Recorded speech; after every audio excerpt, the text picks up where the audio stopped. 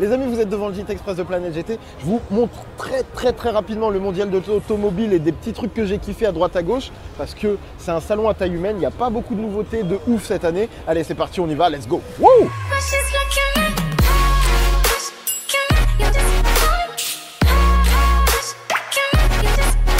Mégane RS Trophy, elle est là. Alors on va pas se mentir, ça change pas grand chose. Il y a les jantes, je vais vous montrer les nouvelles jantes.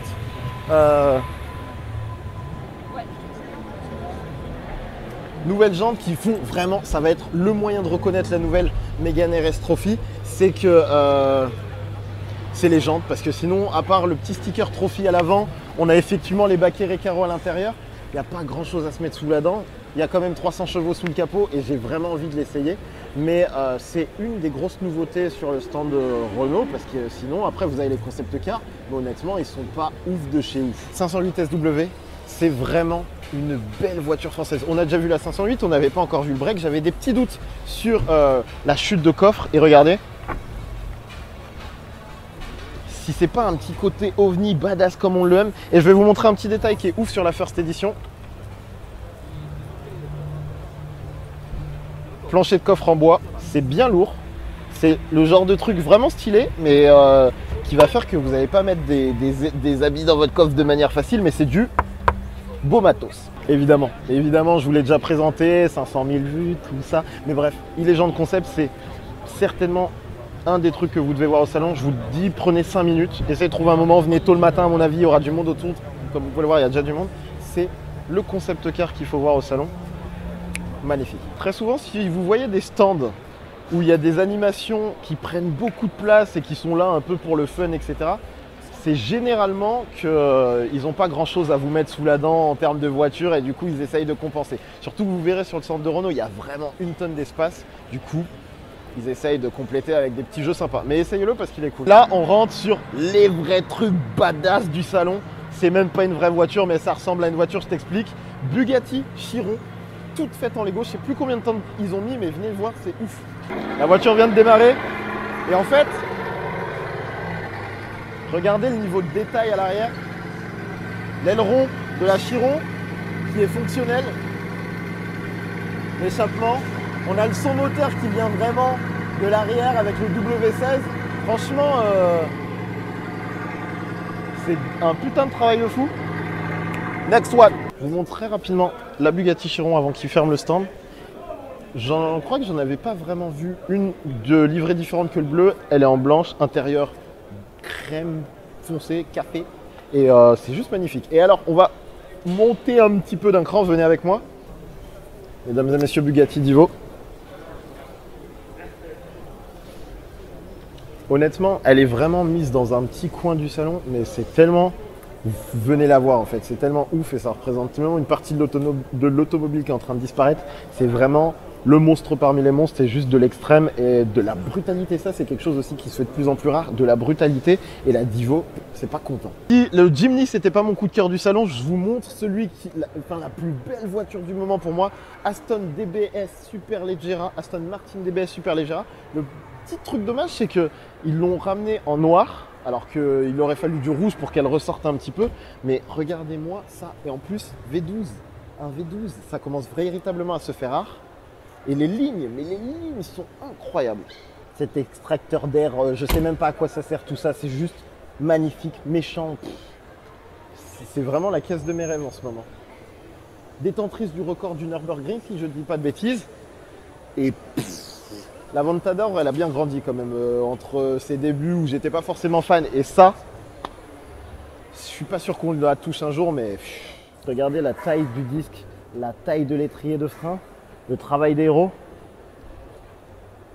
Tu peux mettre une boîte de pizza par ici, les lames carbone et l'aileron. Actuellement, regardez les sorties d'échappement, mais regarde.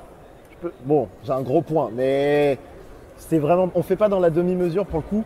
Le travail à l'arrière est incroyable. Franchement, folie absolue, laisse tomber. Bon, les amis, je suis pris par le temps. Je vais devoir aller choper le train comme d'habitude. C'était vraiment un petit extrait pour le kiff, pour vous qui êtes passionnés, qui avez envie de me suivre. Parce que vraiment, c'est très technique de faire des beaux sujets ici sans du matériel, etc. Mais ce mondial de l'automobile, honnêtement, il n'est pas ouf de chez ouf. Heureusement, il y a certains constructeurs qui ont apporté des nouveautés un petit peu visuelles qui ont de la gueule, notamment Peugeot avec le e-Legend Concept. Là, on est sur une journée avec les partenaires réseau, etc. Et du coup, on voit que la e-Legend Concept et le stand Peugeot est complètement blindé, notamment à cause de ce concept. Ils ont un grand lion. Honnêtement, chez Renault, à part leur concept car, mais ils ne donnent pas très envie du futur de l'automobile qu'ils nous proposent. Ça ne le fait pas de ouf. Passer chez Ferrari pour la SP1 et la SP2, c'est des beaux véhicules. C'est pas non plus des trucs qui me rendent complètement fou parce qu'il y a ce côté beaucoup trop exclusif. On les touchera jamais ces voitures, on va pas se mentir. Chez Porsche, il y a la 911 Speedster Concept et ça, c'est vraiment beau. Chez Audi, allez voir l'e-tron parce que c'est beaucoup plus dynamique que ce que je pensais. Ça, c'est assez surprenant. Il y a la nouvelle Audi A1 qui, grosso modo, est une sorte de mini A3. Enfin, ça mérite le coup d'œil, même si on perd le côté séduisant de l'ancienne A1. La Tesla Model 3 est là. Je vous en ai pas parlé, mais c'est vrai que pour la première fois, elle est en Europe et c'est un beau véhicule. C'est aussi une sorte de petite révolution dans le monde de la voiture électrique, donc allez y jeter un œil. Je vous avoue que le stand d'ailleurs de Tesla est très mal éclairé, c'est dommage.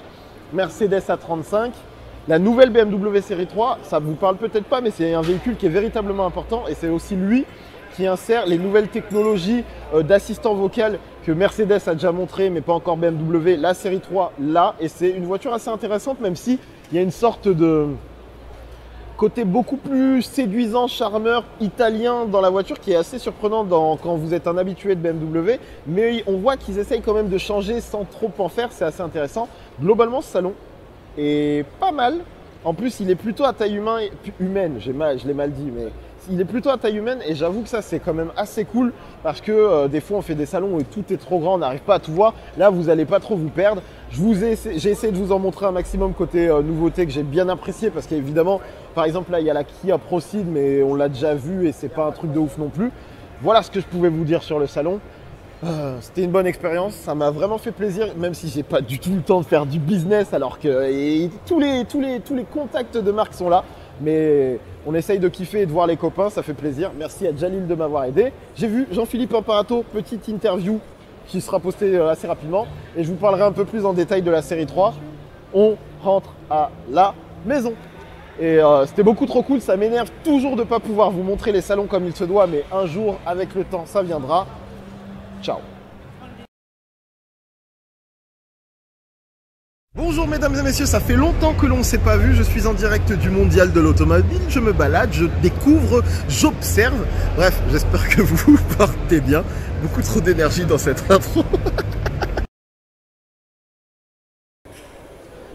Même pas je la ferme, je sais pas comment ça se fait.